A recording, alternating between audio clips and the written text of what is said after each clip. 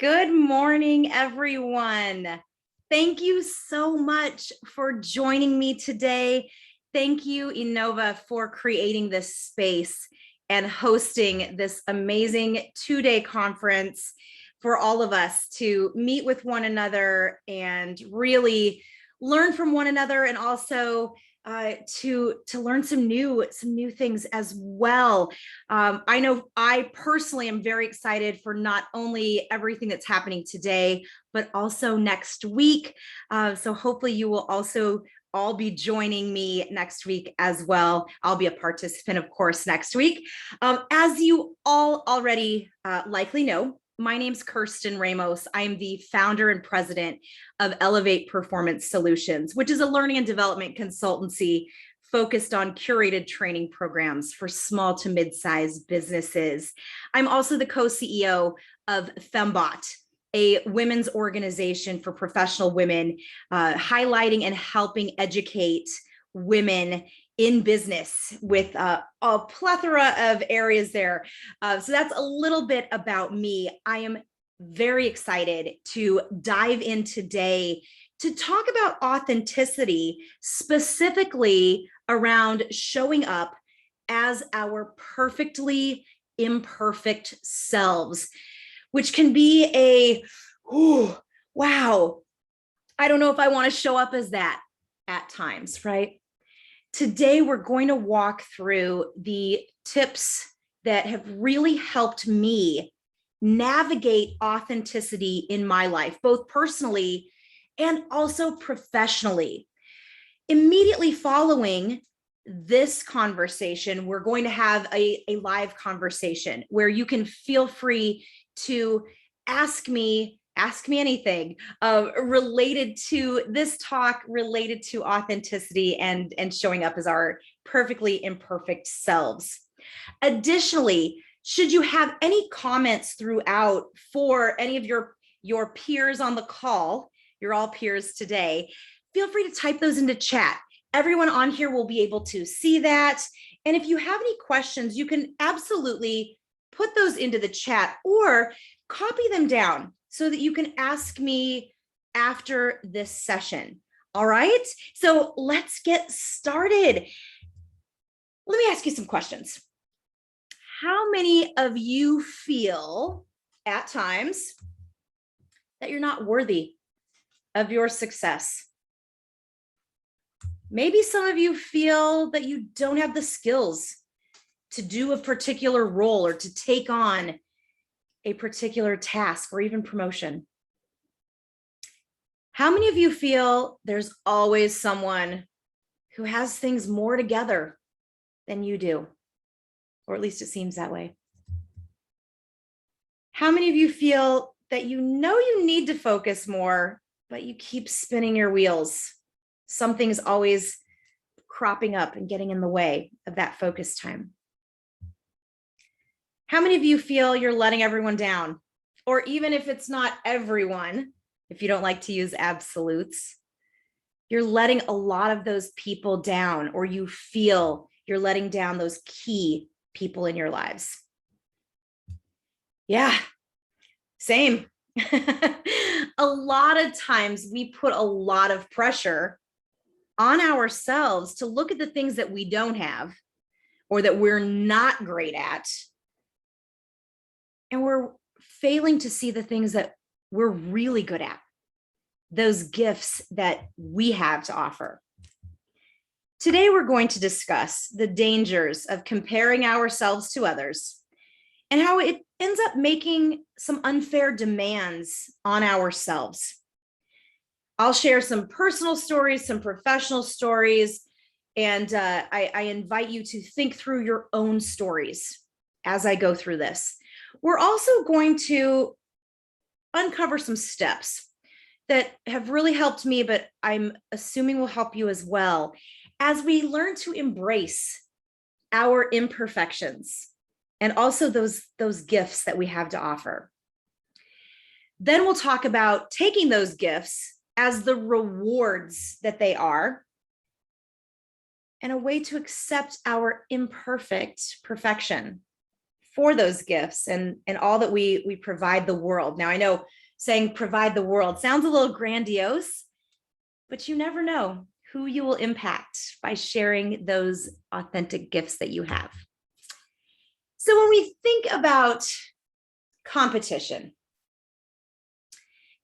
can be healthy. A little healthy competition where you see, hey, you know what? My colleague's really killing it. I'm just going to step up my game a bit. That's healthy. That's fine. Where competition can become problematic is when we look at others and say, I'm not doing that, so I must not be as worthy of success, or I'm never going to have success because I don't have that particular strength or gift. What happens is that it not only affects how we show up, it affects us internally, our own psyche. We start to realize, well, I can't do that, so I'm not going to go for that next promotion. I'm not going to try for that new project or task that I know will be really challenging and could help me grow, but I don't have all the boxes checked, so I'm not going to go for it. Another way it can show up is within your team. So again, whether you're a team member, you're leading the team, it doesn't matter. When we see what we believe are the great, perfect gifts of others, and we start to think ours aren't as worthy, we don't share our gifts with the team. We may actually try to be something we're not, or try to act as if, oh yes, I know how to do this also. I'm really great at it.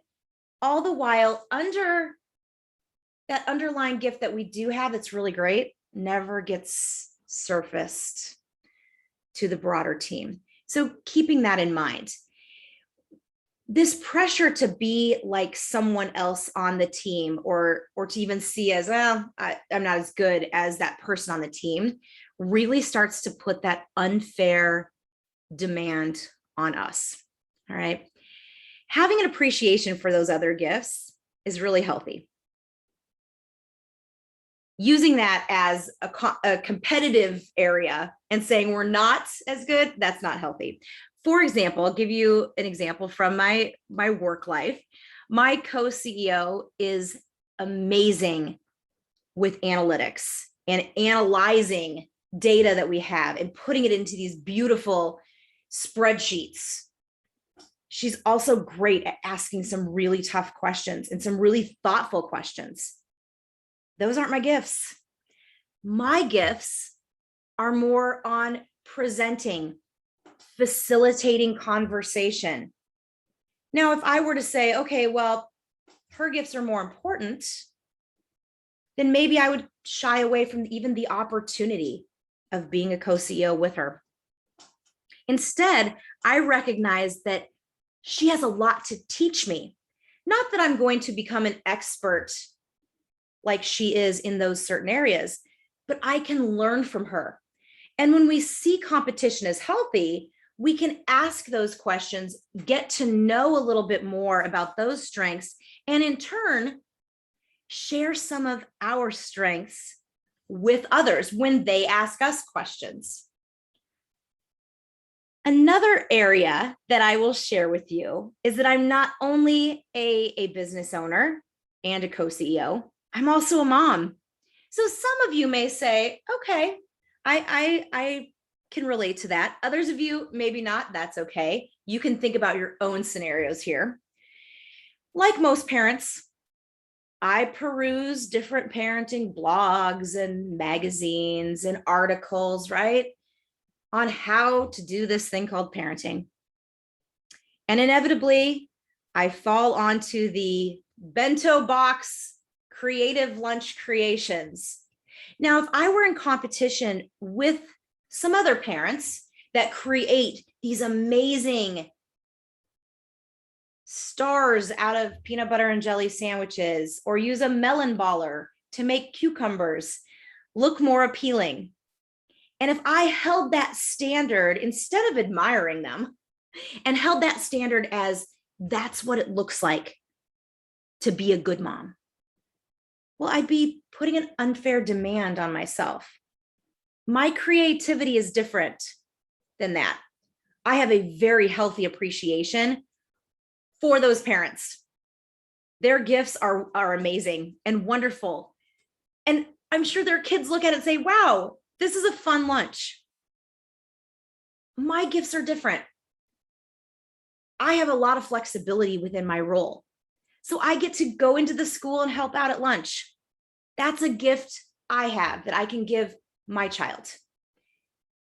It's not a competition in that way. It's more of realizing this is great that they do that. It's also great that I get to do this other thing over here that I'm good at. All right. So those are just a couple examples. And when we look at it another way, you might be choosing a safer route within the workplace. So we'll pull it back from the personal example and think about the last time a new project came up, something that maybe was a little challenging. It was exciting. You wanted to go for it, but you said to yourself, you know what? I'm not as good as so-and-so.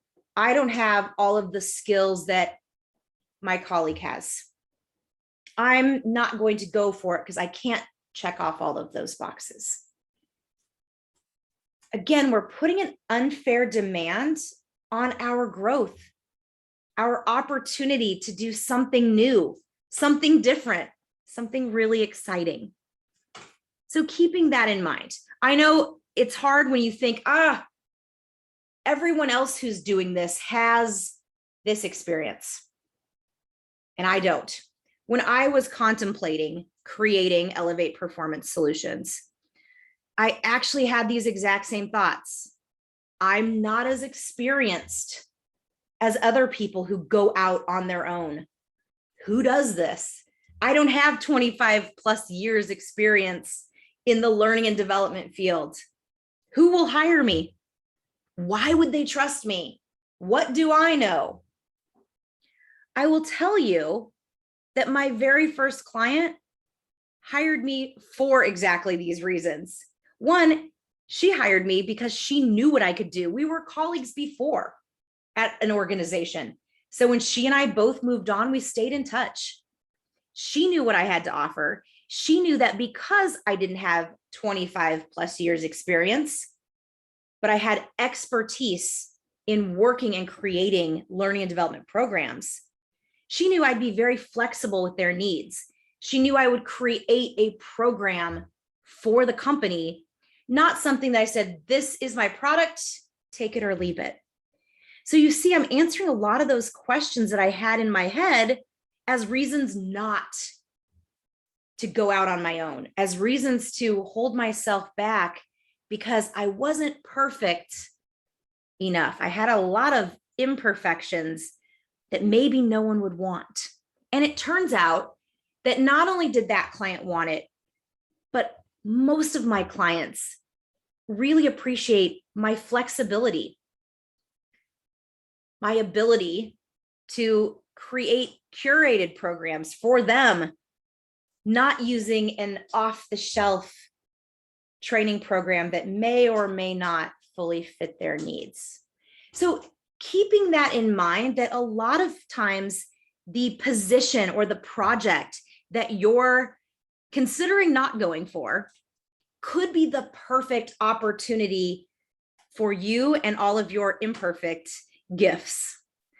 All right. So I've talked a lot about me, about looking at some of my areas that I struggled with. Now I want to turn it to all of you. And I want you to take a couple minutes and think about what are some of your strengths?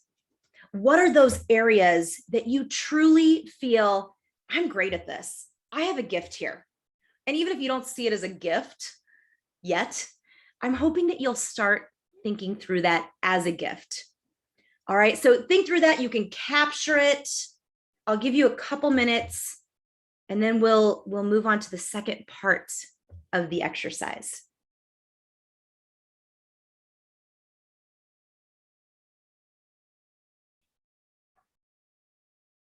And I'll go ahead and mute myself so I don't have any background noise that can interrupt.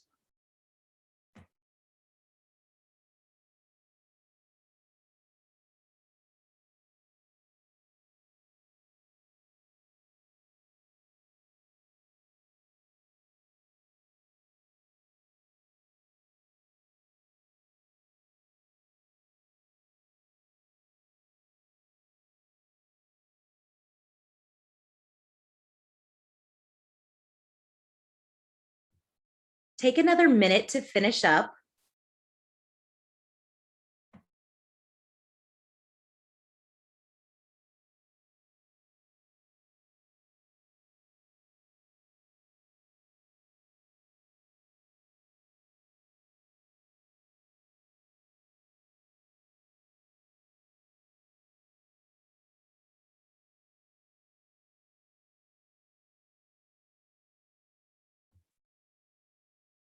Now, what I'd like for you to do is to share those gifts. So go ahead and put any of the gifts that you came up with. Maybe it was one that you feel like this is a gift of mine. Maybe it was 2 or 3 or more. Whatever you are comfortable sharing with the others on this in this program, feel free to chat those in right now. Even if you captured 5 and you say, oh, I really only want to share 1, that's okay. Go ahead and type those into chat now. This way we can all see one another's gifts.